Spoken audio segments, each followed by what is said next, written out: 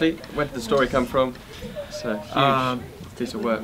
The story, there's a few starting points. I do come from a, I think I'll just go like this and just hold it like that. No, the story, I do come from a family that has alcoholism and social service in it.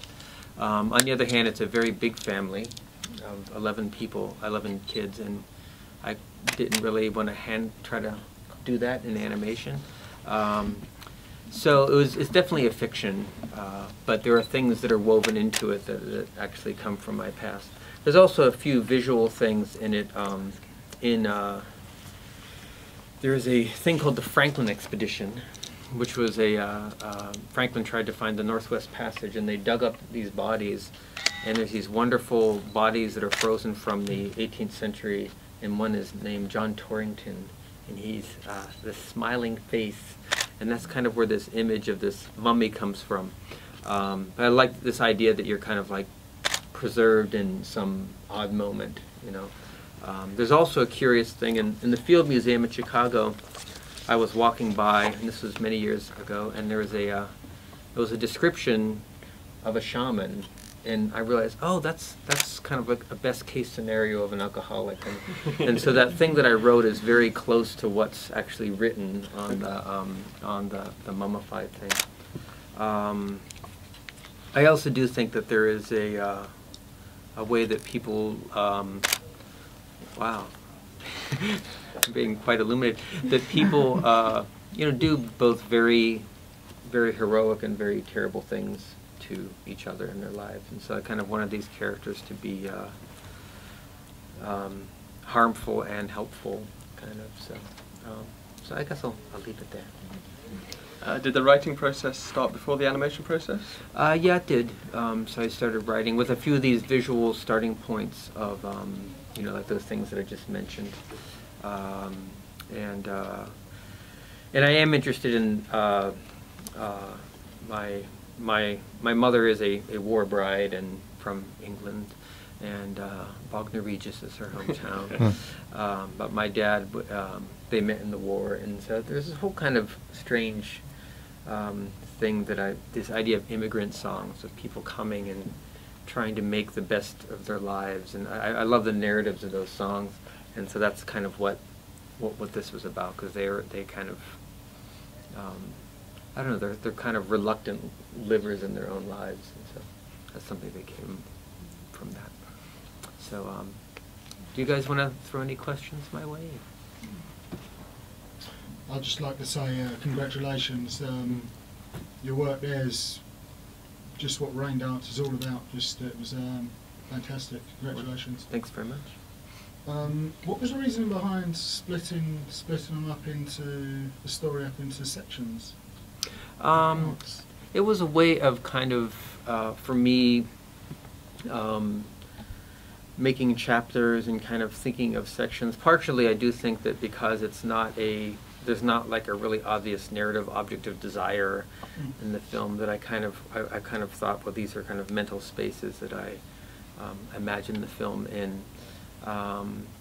And I think that, I mean, it's curious because, you know, I remember when I thought, well, I'll make a 90-minute film, and, you know, but then I realized, oh wait, do I like any 90-minute films? No, so unfortunately some of my, like, inspirational movies are Love Streams by John Cassavetes, which I love very much, and The Singing Detective by Dennis Potter. So it's bad to have, like, an 8-hour movie as one of your, like, favorites. But I guess it was just a way of containing some of the material, because I kind of like the idea that life kind of happens very accidentally, and so actually, one thing that's interesting, I'm barely alive now because I came very close to being hit by a cab yesterday, so much that someone screamed behind me. So it was really, and I realized that almost happened, and that's kind of like what my film's about. Yeah, it was going very fast, and I just walked into the street. I can't say. I think I thought I was somewhere else or something. So I was very careful. So it only happened once more yesterday. So I don't know. I think really people get injured in foreign cities because they're kind of zoning out. You know, so that's why people break their legs and stuff like that. But So I broke it up because I don't feel like it was just maybe these markers, mental markers, and the titles. I think, and sort of the only kind of cinematic model I can imagine is Angel at My Table, which is a Jane Campion film that I like very much, which is broken into chapters. Yes. Not that I'm saying that this is like Jane Campion, but Right. anyone else? You're in trouble. As always. Yeah, sorry, I'm not quite sure. I'm not quite formed the right question yet, but I wanted to say something about the duration of the film. You talked at the beginning about pleasure and pain, giving meaning us to feel pleasure and pain, and I said both of those. And being a short animated filmmaker myself, I can't imagine the energy to make such a huge piece. And as the viewer, it was very demanding. There were bits in the middle where it just, that we seemed kind of lost in the world of the film, and then at the end it had this fantastically rewarding kind of denouement, emotional catharsis, or whatever, which I, at that point, was really pleased that I stayed with it for that I'm glad long. you did too. But I'm just wondering about the decisions you made about the length of the film. Well, Why I think was it that long, and how did you keep going? what was interesting is I kept making the film. I did try to cut it down, and it was just banging into itself. And I tried to cut it in half, and I couldn't find a halfway point. And something is, I've never shown it to this small of an audience, and so there is something that, a room full of people can handle the energy. I had a really curious screening that was in Maine, where there was actually a theater that served coffee and pizza in the back, and I thought, oh, this is really bad. But it actually wasn't. It was actually good for people to be able to get up and get a piece of pizza and come back. So I think that, the duration and the element of trust I'm asking you to invest in is very difficult. And perhaps if I was a more established filmmaker, it would be easier to do that. I can't really say. I would say there are pluses and minuses. In some ways, I wish that people didn't feel like unsure of where they are. But on the other hand, I kind of like that as a viewer. But it's an uncomfortable place. And John Cassavetes is one of those kinds of people where it's like in the middle of a Cassavetes film, you are kind of like, what the fuck? What am I? But then there's this painful, this as the Mike Kelly, bless his soul, describes the concept of negative joy, like these moments of uncomfortableness. But I cannot say that it's all good, that it's 2 hours and 13 minutes, But I think I have to just handle that in my next film, which will probably be 2 hours and 7 minutes. But we'll see. But I am very glad you stayed. Is that going to be 15 years down the line? No, I have a 3 years is my mark. 3. I don't know exactly how I'm going to make that happen, but I need some more money and more helpers. So there are places where I finish as much as 10 minutes in a month, but there are other places where 10 minutes was a whole year. So, and that's a problem, is that I am a writer. I also, I think this film could use some silence in it too. But again, there's a certain point where you're in your film and you have to say, this is what I've created, and you say, I'll deal with that in the next piece, But because I couldn't really pull stuff out, but it's a very verbose film. I know that, and that makes the length even, again, it's challenging, but I do feel good about it. I don't feel like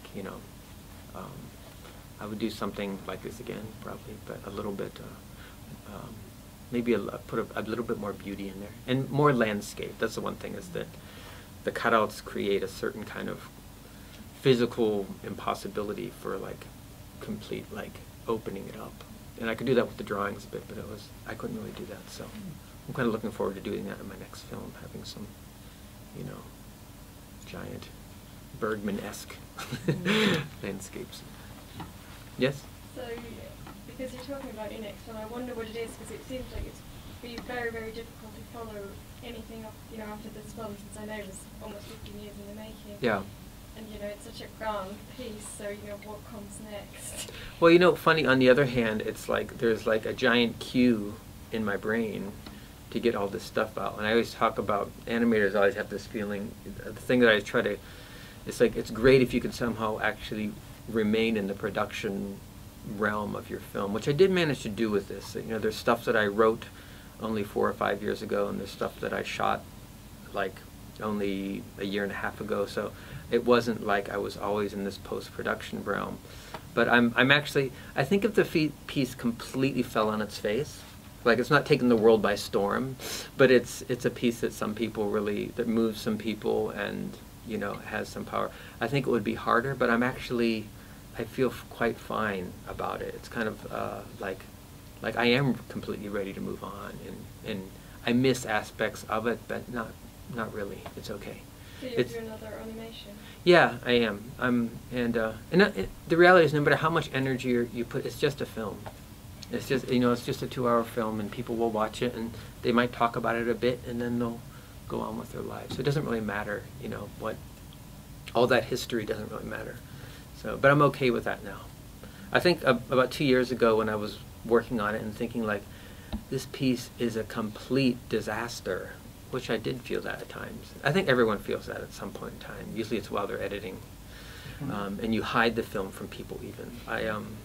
I saw the film from head to toe for the first time in 2010 because I was afraid to do that. And my partner actually said, we're going to watch this. You can't say anything. You can't stop it. And we're going to watch it from the beginning to the end. And that was the first time when I said, I think it might be a film. You know, but you can, it's such a scary moment sometimes to think that what if this just all doesn't work, you know. So I feel like it works. There are places that I you know, I would take back, but there are places where I actually was surprised and feel very good about. I think one of my favorite moments is when Jenny takes over the radio program, and I couldn't logically explain what that all meant, but then when I did it, I said, yeah, so that happens at times, you know.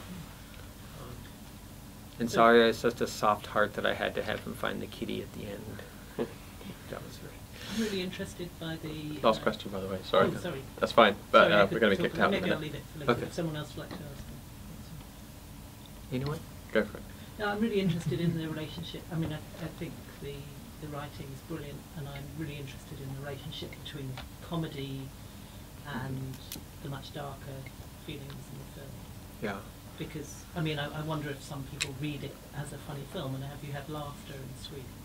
Well, what's interesting is that I have had laughter and tears, and people have had different feelings. But it's almost like sometimes people have to know that that it's okay to feel the humor, you know. So it is interesting sometimes, and that's something that happens in a larger group where people realize, oh, it's okay.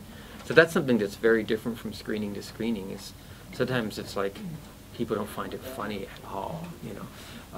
But yeah, it happens. It's different. But I think that ideally people do tap into this darkness and, you know, the dark humor and the stuff that's just not humorous at all. So, okay. Well, thank you so much for coming, and thank you for watching. And hopefully I'll bring it back to this fair city. We'll see.